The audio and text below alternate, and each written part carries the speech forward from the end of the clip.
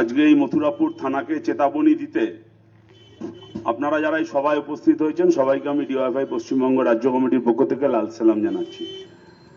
আমাদের রাজ্যের সভানেত্রীরা আসার কথা ছিল, কিন্তু ওর মা অসুস্থ বলে মীনাক্ষী আপনাদের এই সভায় উপস্থিত থাকতে পারলো না।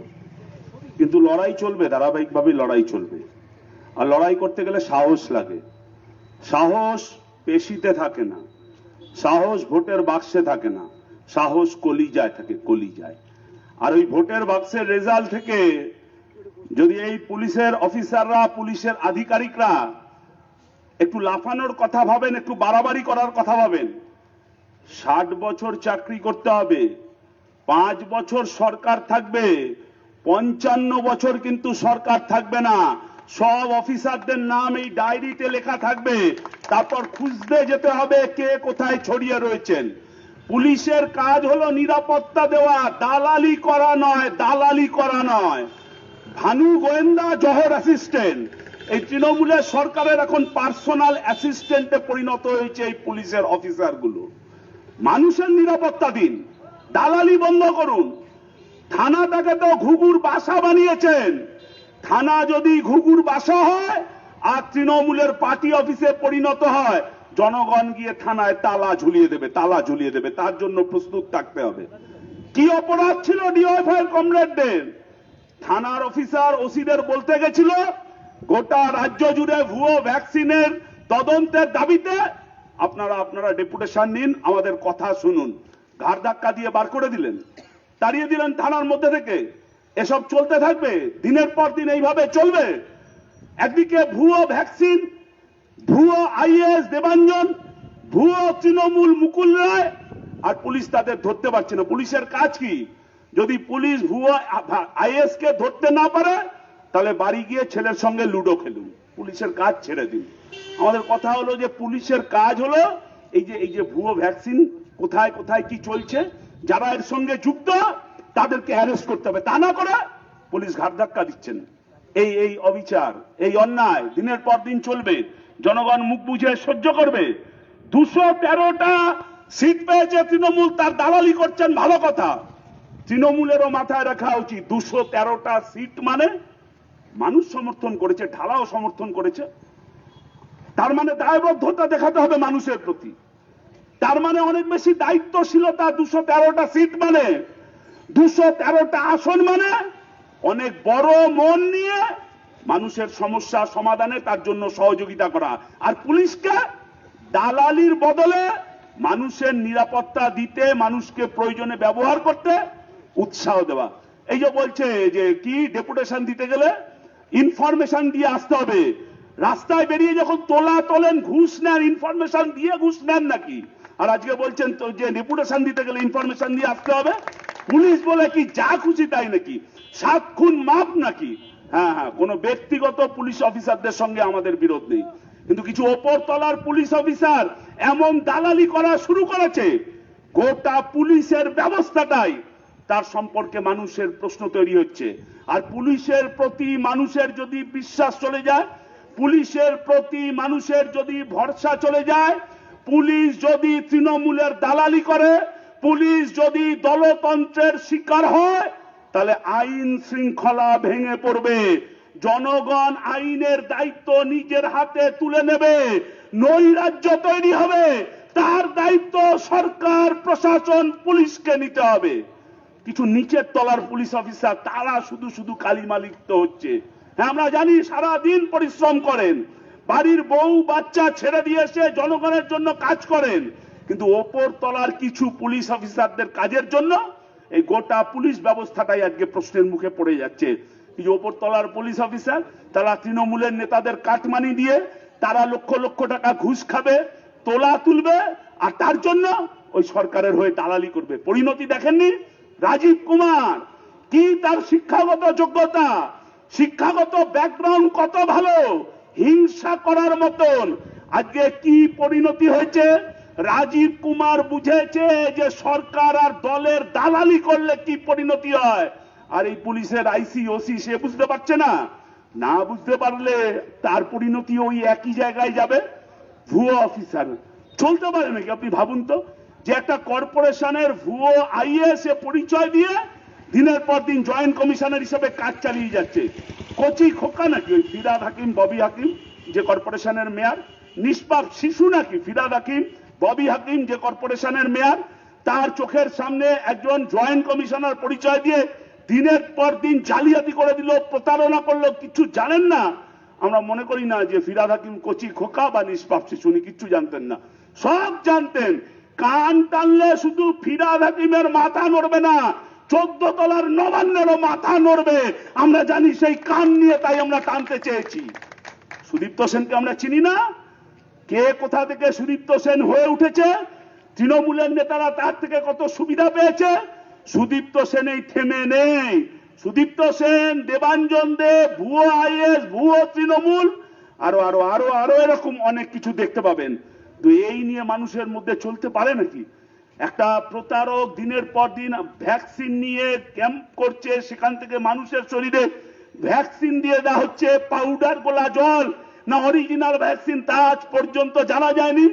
আমি বলছি যে খোঁজ নিয়ে তদন্ত করলে দেখা যাবে যে ওই দেবাঞ্জন দেব, ভুয়ো আইএস জয়েন্ট কমিশনার, সে ওখানে অরিজিনাল ভ্যাকসিনই দিয়েছে। কোথা থেকে পেয়েছে? ওটা যদি অরিজিনাল ভ্যাকসিন দেয় প্রমাণ হয়, তাহলে প্রমাণিত হবে হয় কর্পোরেশন নয় রাজ্য সরকার, তারা ওই ভ্যাকসিনটাকে সরবরাহ করেছে। আরো সত্যিটা স্পষ্ট হয়ে যাবে। তাই এখন চালাচ্ছে পাউডার গোলা জল হিসাবে। পাউডার গোলা জল না ভ্যাকসিন, তা এখনো পর্যন্ত প্রশাসন, পুলিশ আবিষ্কার করতে পারলো না। ওই জন্য বললাম পুলিশ বাড়ি গিয়ে লুডো খেলুক, পুলিশের কাজ ছেড়ে দিয়ে। কোথায় যাচ্ছে সরকারটা, কোথায় যাচ্ছে প্রশাসন? করোনার মহামারী দ্বিতীয় ওয়েভ এলোমেলো করে দিল। কত পাড়া প্রতিবেশী আত্মীয় স্বজন হারাতে হলো আমাদের। তৃতীয় ওয়েভ আসবে কি আসবে না তাই নিয়ে সবাই শঙ্কিত। শিশুদের কি হবে তাই নিয়ে চিন্তিত। ডাক্তারবাবুরা বলছে যা যা বিজ্ঞানীরা বলছে সেইভাবে মেনে চলুন, আর ভ্যাকসিন নিন, ভ্যাকসিন নিন, ভ্যাকসিন, তার হাত থেকেই বাঁচা যাবে। সেই জায়গায় ভ্যাকসিনের বদলে ভুয়ো ক্যাম্প হচ্ছে, আর তার বদলে শরীরে অন্য কিছু ঢুকিয়ে দেওয়া হচ্ছে জয়েন্ট কমিশনারের পরিচয় দিয়ে। ওই যে রোশন বলছিল কর্পোরেশনে কাজকর্মের সঙ্গে যুক্ত, কজন জয়েন্ট কমিশনার থাকে? একজন কমিশনার, 2-4 জন জয়েন্ট কমিশনার। ফিরহাদ হাকিম কর্পোরেশনের মেয়র, সে জানে না কোন কমিশনার জয়েন্ট কমিশনার আসল আর কোন জয়েন্ট কমিশনার নকল? উনি কি জানেন রাজ্যের মুখ্যমন্ত্রীটা আসল না রাজ্যের মুখ্যমন্ত্রীটা নকল? ফিরহাদ হাকিমকে সেটাও আমাদের জিজ্ঞেস করতে হবে। সব মিলিয়ে এই প্রতারণা, জালিয়াতি অনেক দিন ধরে চলছে। কি করে জালিয়াতি এই সুযোগ পেল এই জালিয়াত্রায় প্রতারণা করার? তার পিছনে কেন্দ্রের সরকারের একেবারে অপদার্থ প্রধানমন্ত্রী ভাষণবাজিতে আছে। মুরগি যেমন ডিম পারে অমলেট বানাতে পারে না, তেমনি আমাদের দেশের প্রধানমন্ত্রী শুধু ভাষণবাজিতে আছে। কিভাবে দেশ চালাতে হয় সেটা অন্তত জানে না, কথা বেশি। চিপসের প্যাকেটের মতন, হাওয়া বেশি থেকে মাল কম। আমাদের প্রধানমন্ত্রীরা সেই হাল হয়েছে, খালি ভাষণ, টিভি রেডিও, ঘন্টার পর ঘন্টা মোদিজিকে ধন্যবাদ, ভ্যাকসিন। আর রাস্তায় রাস্তায় পাড়ায় পাড়ায় দেখুন ভ্যাকসিনের জন্য হাহাকার, লাইন লাইন লাইন, ঘন্টার পর ঘন্টা লাইন দিয়ে মানুষ দাঁড়িয়ে রয়েছে ভ্যাকসিন পাওয়ার জন্য। কোন ভারতবর্ষ? যে ভারতবর্ষ দেখিয়েছিল 100 কোটির দেশে কিভাবে সব মানুষকে ভ্যাকসিন, সব শিশুকে ভ্যাকসিন দেওয়া যায়। পোলিও সার্বজনীন ভ্যাকসিনের ব্যবস্থা পোলিওর মাধ্যমে। কোথাও কোনো ভুয়ো প্রতারক, ভুয়ো ক্যাম্প, প্রতারণা কিচ্ছু হয়নি। সেই ভারতবর্ষ আজকে ভ্যাকসিন পাওয়ার জন্য আপনাকে হাহাকার করতে হবে, তৃণমূলের নেতাদের ঘুষ দিতে হবে। পঞ্চায়েত সদস্য রেকমেন্ড করে দিলে তবে নাকি পঞ্চায়েত থেকে ভ্যাকসিন পাওয়া যাবে। পঞ্চায়েতের তৃণমূলের মেম্বার, সে কি WHO সেক্রেটারি জেনারেল নাকি, যে তিনি লিখে দিলে তবে ভ্যাকসিন পাওয়া যাবে? 2 নম্বরই জালিয়াতি। শুধু দেবাঞ্জন দেব নয়, ওটা ভুয়ো আইএস, আর গোটা তৃণমূলটা এরকম ভুয়ো বহু তৃণমূলে ভরে গেছে। তাদের পরিণতি আমাকে আপনাকে স্বীকার করতে হচ্ছে। তার জন্য 45 থেকে 60-70 প্রবীণ মানুষ, তাদের ভ্যাকসিন নেই, আর 18 থেকে 44 তো দূরস্থ, কেউ কোনো ভ্যাকসিন পাচ্ছেন না। আর এই ভ্যাকসিনের হাহাকার, এই ভ্যাকসিনের চাহিদা, সেই সুযোগে শুরু হলো কালোবাজারি, ক্রমশ কালোবাজারি। কোথায় কত ভ্যাকসিন, সরকারি জায়গায় আপনি ভ্যাকসিন পাবেন না। চালু হয়ে গেল কি বেসরকারি ব্যবস্থাপনায়, বেসরকারি হাসপাতাল, গাড়ি নিয়ে যাবেন, আপনার জন্য ভ্যাকসিন রেডি। বিদেশে চালু হয়েছিল ভ্যাকসিন নিয়ে ট্যুরিজম, হোটেল খোলা হবে, হোটেলে বেড়াতে যাবেন, সেখানে আপনার শরীরে ভ্যাকসিন দেবে, লক্ষ লক্ষ টাকা তার জন্য এখন গুনতে হবে। আমার দেশেও সেই কাজ চালু করতে চলেছে। গাড়ি নিয়ে গেলে ড্রাইভ ইন ভ্যাকসিন, হোটেলে গিয়ে ভ্যাকসিন, সাধারণ গরিব মানুষ তাদের ভ্যাকসিন পাওয়ার কোনো সুযোগ নেই। ভ্যাকসিন নিয়ে বিদেশে ভ্যাকসিন সাপ্লাই হয়ে গেল, আর আমার দেশের মানুষ ভ্যাকসিনের অভাব। থার্ড ওয়েভ যদি এর মধ্যে চলে আসে, আরো কত কত হাজার মানুষকে, আমাদের বন্ধু বান্ধব, পাড়া প্রতিবেশী, স্বজন আত্মীয়কে হারাতে হবে, আমরা কেউ জানি না। শিশুদের ঘরের বাচ্চাগুলোর কি হবে কেউ জানি না। বিদেশে মোদিজি ভ্যাকসিন সাপ্লাই দিচ্ছেন, আর আমার দেশের মানুষ ভ্যাকসিনের অভাবে হাহাকার করছেন। 24 ঘন্টা 12 ঘন্টা লাইন দিয়ে দাঁড়িয়ে রয়েছে, রাত 2টো 2:30 3টে থেকে লাইন দিয়ে দাঁড়িয়ে রয়েছে ভ্যাকসিনের নাম লেখানোর জন্য।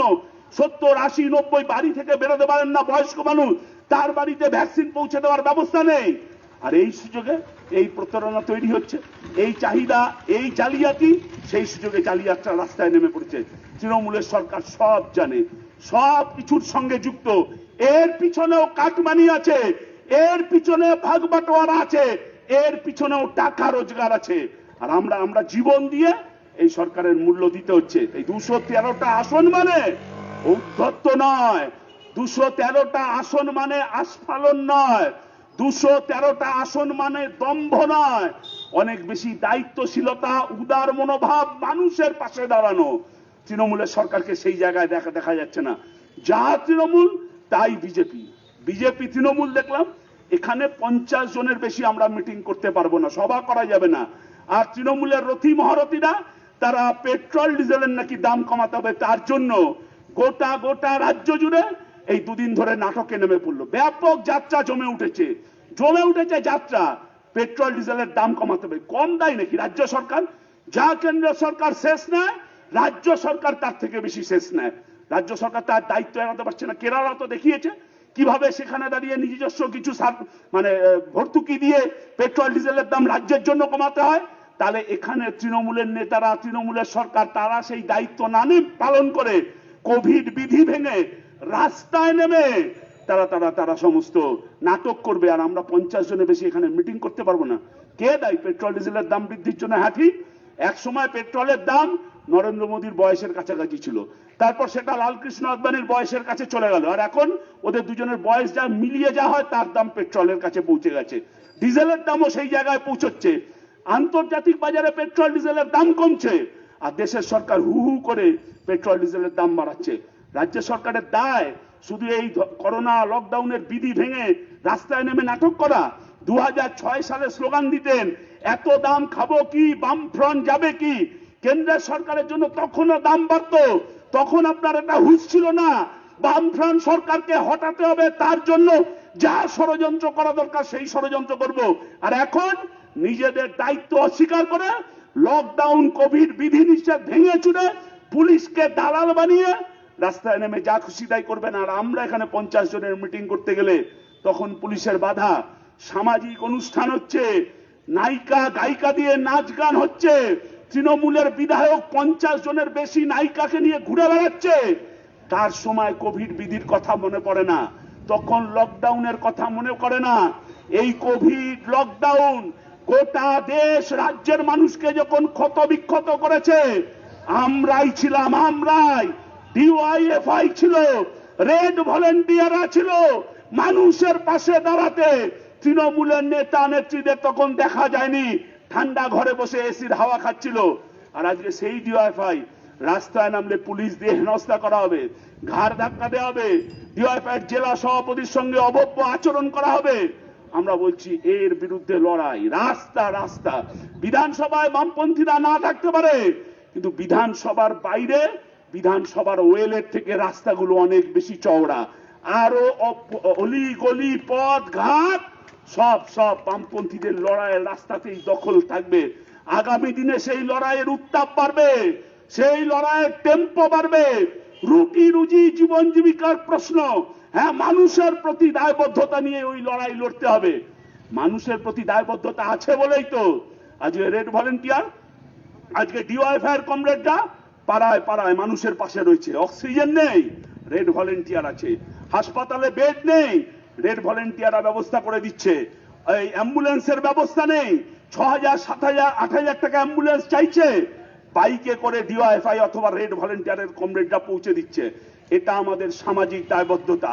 গোটা রাজ্য জুড়ে করেছি, মানুষের ভালোবাসায় করেছি, কিন্তু এই সামাজিক দায়বদ্ধতার পাশাপাশি ডিওয়াইফাই আর রেড ভলেন্টিয়ার যেটা করেছে, সিস্টেমকে চ্যালেঞ্জ করা, অপদার্থ প্রশাসনকে চ্যালেঞ্জ করা, অপদার্থ সরকারকে চ্যালেঞ্জ করা, অপদার্থ রাষ্ট্রকে চ্যালেঞ্জ করা। একদিকে ওই চ্যালেঞ্জ করেছি আর তার সঙ্গে মানুষের পাশে দাঁড়িয়েছি। কিন্তু শুধু এই সামাজিক কাজ নয়, রুটি রুজি জীবন জীবিকার লড়াই যখন ক্ষতবিক্ষত হবে, রুটি রুজি জীবন জীবিকার সংগ্রাম যখন বিঘ্নিত হবে, তখনও ডিওয়াইফাই রাস্তায় থাকবে। এই যে লকডাউন, কত মানুষের রুটি রুজি কেড়ে নিয়েছে, কত মানুষের কাজ চলে গেছে, বেকার বেকার বেকার। আজকে এই গোটা দেশ আর রাজ্যে এটাই একমাত্র চর্চার বিষয়। কাজ নেই, আত্মহত্যার মিছিল বাড়ছে। কালকে আমার কাছে আমার কলেজে পড়ার সময় একটি ছেলে এসে হাত পাতলো যে কিছু টাকা সাহায্য কর, নাহলে আমার পরিবার সংসার চলছে না। শুধুমাত্র যন্ত্রণায় ক্ষত বিক্ষত হওয়া না, ওই বেকার যুবকের কাজ না পাওয়ার যন্ত্রণাকে লাঘব করার সেই লড়াইও ডিওয়াইফাই রাস্তায় থেকেই করবে। আর সেই লড়াইয়ের রাস্তায় 213, 70, 0 সব হিসাব এলোমেলো হয়ে যাবে। কিভাবে সেই হিসাব এলোমেলো করতে হয় আমরা ডিওয়াইফাই দেখিয়েছি, নবান্ন অভিযান দেখিয়েছে, মইদুল নিজের রক্ত দিয়ে দেখিয়েছে, আমাদের শহীদরা দেখিয়েছে। সেই লড়াই জারি করা আজকে সময়ের দাবি, আজকে সময়ের চাহিদা। একদিকে রুটি রুজি, একদিকে কাজ, একদিকে গণতন্ত্র, আর অন্যদিকে মানুষের প্রাপ্য অধিকার। এই সব নিয়ে রাস্তার দখল কমরেডরা ছাড়বেন না। ওই রাস্তার দখল থেকেই আবার দুদিন বাদে বিধানসভায় পৌঁছাবো। 2টো ভোট হারতে পারি, 4টে ভোট জিততে পারি, কিন্তু মানুষের অধিকার রক্ষার লড়াই। পৃথিবীর ইতিহাসে কবে কোন অধিকার বিনা সংগ্রামে চেয়ে পাওয়া যায়? কখনোই নয়, কোনোদিনও নয়। অধিকার কেড়ে নিতে হয়, অধিকার লড়ে নিতে হয়। সেই অধিকার রক্ষার লড়াইতে রাস্তাতেই আমরা থাকবো, জনগণকে পাশে পাবো। মানুষ আমাদের ভোট দেয়নি, আমাদের সব ভোট মানুষকে। কারণ আমরা মনে করি জনগণই শক্তি, জনগণ আনবে মানুষের মুক্তি। জনগণের সেই লড়াই, তা ভুয়ো ভ্যাকসিন হতে পারে, রুটি রুজি জীবন জীবিকার হতে পারে, কান্না ঘাম হতে পারে, বেকার যুবকের কাজের দাবিতে হতে পারে। সব লড়াইতে আপনি রক্ত কান্না ঘাম ঝরিয়ে ডিওয়াইফাই কে পাশে পাবেন। পুলিশের লাঠি, ওখানে আমাদের কাছে ঝাঁটার কাঠি। ইনকলাব জিন্দাবাদ। সবাই ভালো থাকুন।